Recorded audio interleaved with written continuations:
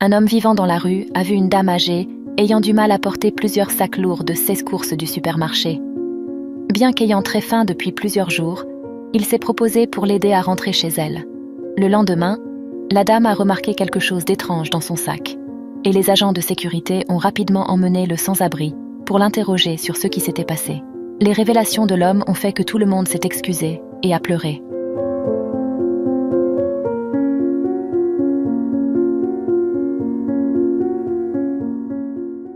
Le 23 août 2005, lorsque l'ouragan Katrina a frappé la Nouvelle-Orléans, en Louisiane, aux États-Unis, il a provoqué une terrible inondation qui a détruit la vie d'Arthur Jordan, un charpentier résident local. Pour Arthur, perdre des choses n'était pas un problème. Mais cette nuit tragique, il a perdu bien plus que des biens matériels. Il a perdu sa femme Clara, la seule personne qu'il considérait vraiment comme sa famille. Arthur se souvient qu'en conduisant au travail ce jour-là, il sentait que quelque chose de mauvais allait se produire. Il était ouvrier du bâtiment et, à la dernière minute, son patron lui a demandé, ainsi qu'à ses collègues, de renforcer les structures d'un bâtiment, car un ouragan était attendu. Arrivé sur le site, lui et son équipe ont commencé à travailler dans une ambiance de mécontentement, car c'était encore un week-end de travail pendant que le patron se reposait. Une vieille radio diffusait des nouvelles de plus en plus alarmantes sur l'ouragan. Ce jour-là, le ciel s'est assombri plus tôt que d'habitude. Avec des nuages noirs et des vents violents, Arthur et ses amis ont demandé au patron de partir, car tous avaient des familles à protéger. Mais le patron a refusé, invoquant l'importance du chantier et le montant élevé investi. Préoccupé par sa femme seule à la maison, Arthur a bravé la sécurité et est parti précipitamment, ignorant les cris de l'employé. « Si tu ne reviens pas maintenant, tu seras viré, Arthur !»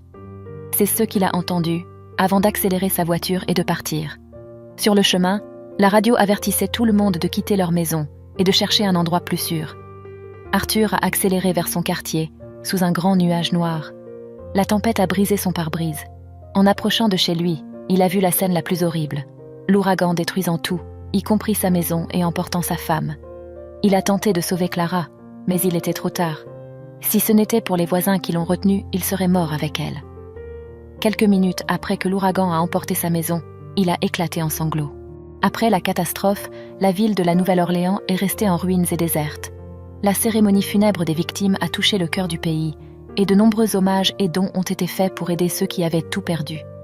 Arthur était l'un des sinistrés, mais il a refusé toute aide. Rien ne pouvait ramener sa femme et l'enfant qu'elle attendait. Soudain, les rêves d'Arthur ont été détruits par le vent. Depuis lors, sa vie est devenue un profond vide. Il n'a jamais gagné assez pour économiser ou avoir une assurance pour sa maison. Son patron, suivant la menace du gardien, a licencié Arthur pour être parti plus tôt du travail, qui n'a également pas survécu à l'ouragan, causant de grandes pertes à l'entreprise du patron. Arthur savait qu'il n'était pas coupable et avait des droits du travail, mais rien d'autre n'avait d'importance pour lui. Consumé par le deuil, sans foyer, il a fini par vivre dans les rues, devenant un veuf sans abri. Avec le temps, Arthur a perdu espoir. Il a cessé de fréquenter l'église, pensant que cela n'avait pas de sens, et souvent, il s'est disputé avec Dieu à haute voix, le blâmant pour sa vie misérable. 2 années se sont écoulées comme si c'était des jours pour Arthur. En se regardant dans un miroir et voyant son visage marqué et sa barbe ébouriffée, il a réalisé qu'il était devenu un sans-abri. Ceux qu'il voyait et jugeait auparavant chez les autres. Il n'aurait jamais imaginé que sa vie en arriverait là. Et c'est à ce moment-là que quelque chose d'inattendu s'est produit, apportant des réponses à ses doutes. Par une journée chaude, Arthur errait dans les rues à la recherche de quelque chose à manger. Très assoiffé et affamé, il vérifia les quelques pièces qu'il avait dans la poche de son pantalon usé. Bien qu'il soit affamé, il décida de garder l'argent pour acheter du pain plus tard. Fatigué et en sueur, il arriva au parking d'un supermarché, rempli de voitures à cette heure. Il s'assit à sa place habituelle et tendit la main en espérant quelques pièces. Peu s'arrêtaient pour l'aider, la plupart l'ignoraient complètement. Presque endormi, Arthur entendit un bruit de quelque chose qui traînait. Il grogna et leva la tête, voyant une vieille dame sortir du supermarché avec un chariot plein de courses. Elle luttait pour retirer ses sacs lourds du chariot, et l'effort semblait excessif pour une vieille dame seule. Arthur hésita à aider, mais quand un pot en verre tomba et se brisa, il sut qu'il ne pouvait rester inactif. Il se leva, ignorant sa propre odeur horrible, et s'approcha de la femme, qui semblait aimable. « Puis-je vous aider, madame ?» demanda-t-il. « Oui, s'il vous plaît. J'accepte votre aide, mon jeune, répondit-elle. Arthur commença à transférer les sacs dans un chariot qui appartenait à la dame. En réalisant le poids du chariot, il se proposa de l'emmener chez elle, demandant timidement si elle n'avait pas peur de lui. La vieille dame fut surprise, car il était inhabituel de recevoir une telle offre d'aide, surtout d'un inconnu. Elle allait toujours à ce supermarché et portait ses courses seule, mais ce jour-là, sa voiture était en réparation. Après une pause, elle dit à Arthur qu'elle n'avait pas d'argent pour payer l'aide. « Je ne peux pas vous payer, jeune homme. J'ai utilisé tout mon argent dans les courses. » Elle observa Arthur, un sans-abri, s'attendant à ce qu'il se fâche et la laisse. Cependant, sa réponse lui montra que toutes les personnes dans le besoin n'étaient pas à la recherche d'argent. « Vous me rappelez ma mère, et je ne ferai pas payer ma mère pour l'aider, » dit Arthur. « Laissez-moi pousser le chariot pour vous. » Il continua, poussant le lourd chariot pendant environ 35 minutes et à travers plusieurs rues, y compris des montées. Arthur pensait que la dame s'était trompée en pensant qu'elle pourrait tout porter seule. Il l'accompagna jusqu'à chez elle, surpris par la beauté et la taille de la résidence. La dame lui offrit du thé, mais Arthur, ne voulant pas paraître qu'il attendait quelque chose en retour, refusa. La gentillesse d'Arthur émut la dame. Elle le regarda partir, admirative de rencontrer quelqu'un d'aussi généreux. En fermant la porte, elle commença à ranger ses courses, mais ne pouvait pas oublier l'expression triste et gentille du sans-abri, sentant qu'elle aurait dû faire plus pour lui. En fouillant dans son sac, la dame trouva quelque chose qu'elle ne se souvenait pas avoir acheté. Regardant cet article et confuse, elle décida de chercher Arthur le lendemain. À l'aube, elle se rendit au supermarché sans prendre de petit déjeuner, très pressée, cherchant Arthur partout, mais il n'était pas là. Elle parla au propriétaire du magasin, demandant de l'aide pour le trouver. Le propriétaire suggéra d'utiliser les enregistrements des caméras de sécurité. Dans la salle de surveillance, ils remontèrent les images jusqu'à l'ouverture du magasin. « Arrêtez ici !» dit le propriétaire en voyant Arthur à l'écran. « C'est lui, nous devons le trouver !» déclara la dame en reconnaissant le sans-abri sur les images. Le propriétaire du supermarché envoya 2 agents de sécurité pour trouver le sans-abri, avec l'aide d'un système utilisé conjointement par la police et les commerçants locaux. Après des heures de recherche dans les parcs, aux arrêts de bus et dans les parkings, les hommes finirent par trouver Arthur et l'amenèrent de force, le tenant par la chemise, car il refusait d'aller avec eux. En voyant comment ils traitaient Arthur, la dame fut indignée. « Pourquoi faites-vous cela ? J'ai demandé de l'amener, pas de le traîner, » dit-elle. Arthur était effrayé et confus. « Qu'est-ce qui se passe ? Je n'ai rien fait, » dit-il, les yeux remplis de larmes. « Ces hommes m'ont abordé sur la place et m'ont demandé si j'étais ici hier. Quand j'ai confirmé, ils m'ont tenu par la chemise et m'ont amené ici. Je n'ai commis aucun crime, ni volé quoi que ce soit, » expliqua Arthur, implorant qu'on le laisse partir. La vieille femme s'approcha de l'homme et l'étreignit, à la surprise de tous. « Maman, qu'est-ce que tu fais ?» demanda le propriétaire du supermarché, confus. Arthur fut surpris de découvrir que la dame était la mère du propriétaire du supermarché. Elle sourit et expliqua qu'elle cherchait le sans-abri pour lui rendre une chaîne qui était tombée accidentellement dans son sac. « J'ai trouvé cette chaîne, et en ouvrant le médaillon, j'ai vu cette photo. »« Est-ce votre épouse ?» demanda-t-elle à Arthur. Arthur se mit à pleurer, disant qu'il pensait avoir perdu le seul souvenir qu'il avait de sa défunte épouse. « Je pensais ne plus jamais revoir ça, » dit-il ému. « J'ai cherché hier, mais je n'ai pas pu trouver. » Les larmes aux yeux, Arthur commença à raconter son histoire à tous les présents. « J'ai rencontré Clara lorsque je réparais une maison dès mon arrivée en ville. C'était le début de ma carrière de charpentier. J'étais jeune, et son père m'a donné cette opportunité. Depuis ce moment, je n'ai pas pu la sortir de mes yeux. Cette chaîne était notre premier cadeau de couple. Nous nous sommes mariés après 2 ans ensemble et nous commencions à réaliser notre rêve d'avoir une famille. Clara était enceinte de notre fils. J'étais sûre de passer toute ma vie à ses côtés. » Comprenant que l'homme traversait un moment difficile, elle dit qu'il n'avait pas besoin de se justifier, mais Arthur continua à parler, comme s'il avait besoin de soulager une profonde angoisse.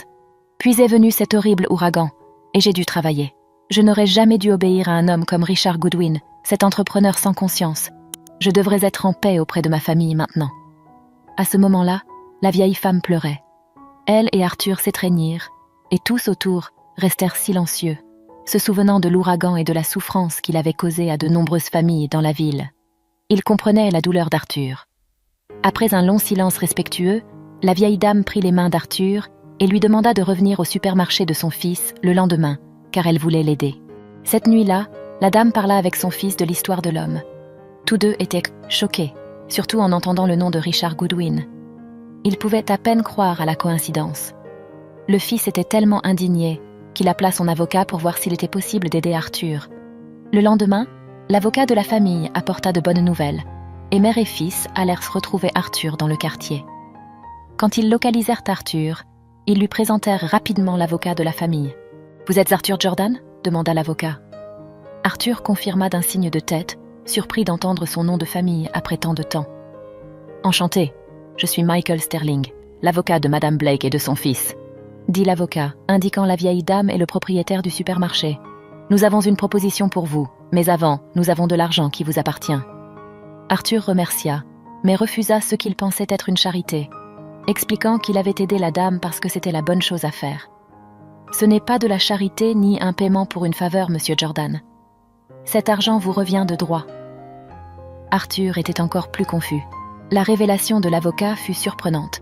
L'entrepreneur pour qui Arthur travaillait était le fils de la dame qui l'avait aidé. La famille désapprouvait les actions malhonnêtes de Richard Goodwin, qui était impliqué dans des fraudes et en fuite de la justice.